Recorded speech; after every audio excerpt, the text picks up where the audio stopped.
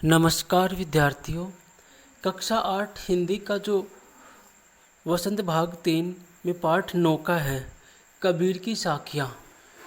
उन कबीर की साखियों का इस वीडियो में हम भावार्थ सहित अर्थ समझने वाले हैं।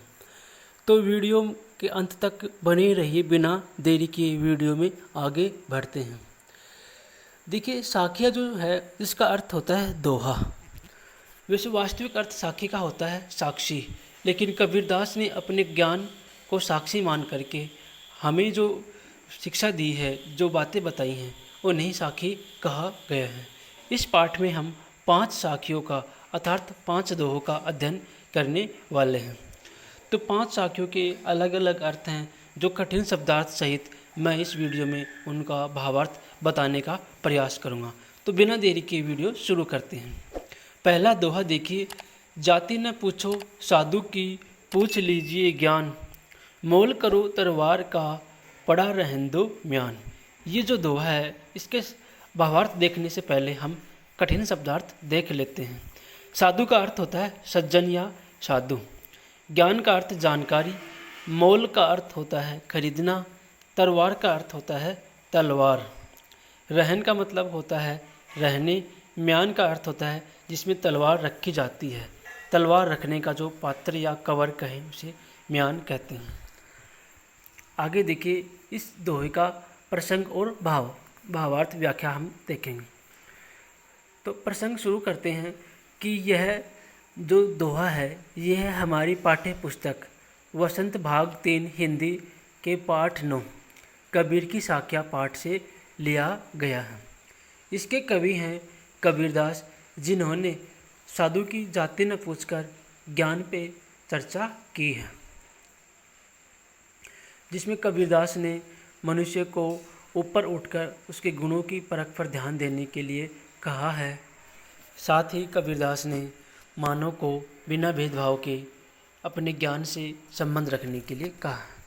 अब इसकी व्याख्या देखिए, कुछ इस प्रकार से आपके सामने है। कबीरदास जी कहते हैं कि हमें सज्जन पुरुष से उसकी जाति नहीं पूछनी चाहिए, अपितु उसका ज्ञान देखना चाहिए। अर्थात मनुष्य को उसकी जाति के आधार पर नहीं, उसके ज्ञान के आधार पर परखना चाहिए।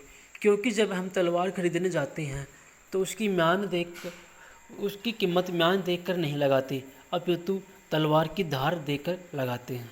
तो कहने का तात्पर्य यह है कि हमें मुख्य काम पर ही ध्यान रखना चाहिए।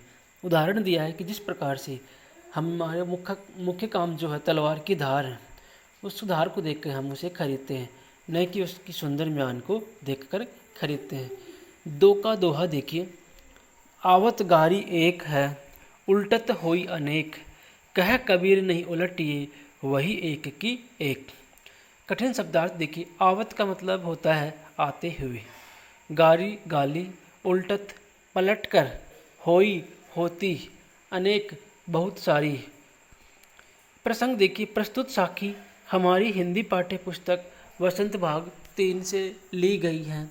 इस साखी के कवि कबीरदास जी हैं। इसमें कबीर ने अपशब्द सुनकर उस पर ध्यान न देने की बात कही। व्याख्या।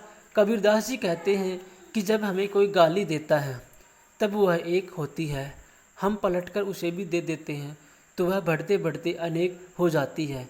इसलिए जब हम उसकी एक गाली पर ध्यान नहीं देंगे तो वह वही ख़त्म हो जाएगी, अर्थात वो एक की एक रह जाएगी। अगर हम उसे पलट कर देंगे तो गालियाँ बढ़ती हुई चली जाएंगी। दोहा 3 का देखिए। चित्र देख रहे हैं, एक व्यक्ति जो है हाथ में माला फेर रहा है। माला तो कर में फिरे, जीभी फिरे मुख माही, मनुआ तो दहूँ दिसी फिरे, यह तो सुमिरन नाही। ये जो दोहा है इसमें दिखावे की भक्ति पे प्रहार किया गया है। कठिन शब्दार्थ देखिए। माला तो कर में फिरे मतलब हाथ में माला फिरना। जीवी जीभ, मुख मोह, माही में, मनुआ मन, दहूँ दसो, दिशी दिशा, तो सुमिरन स्मरण करना या याद रखना। प्रसंग। प्रस्तुत साखी हमारी हिंदी पाठ्य पुस्तक वसंत 3 से ली गई है। इस साखी के कवि कबीरदास जी हैं। इसमें कबीर प्रभुनाम स्मरण पर बल दे रहे। व्याख्या। कबीरदास जी कहते हैं कि माला को हाथ में लेकर मनुष्य मन को घुमाता है, जीभ के अंदर मुख के अंदर जीभ को घुमाता है, परंतु मनुष्य का मन सभी दिशाओं में घूमता रहता है। मानव मन गतिशील होता है जो बिना विचारे इधर उधर घूमता रहता है, परंतु ये भगवान का नाम क्यों नहीं लेता। कहने का तात्पर्य यह है कि हमें ईश्वर का ध्यान देना चाहिए, हमारे मन को भटकाना नहीं चाहिए। आगे वाली जो साखी देखिए वह कुछ इस प्रकार से है। दोहा। कबीर घास ने नींद दिए जो पाँव तली होई, उड़ी पड़े जब आँख में खरी दुहेली होए। इस 4 के दोहे के शब्दार्थ देखिए। नींदिए निंदा करना, पाँव पाँव तली नीचे, आँखी आँख, खरी कठिन, दुहेली दुख देने वाली। प्रसंग है प्रस्तुत साखी हमारी हिंदी पाठ्य पुस्तक वसंत 3 से ली गई है। इस साखी के कवि कबीरदास जी हैं।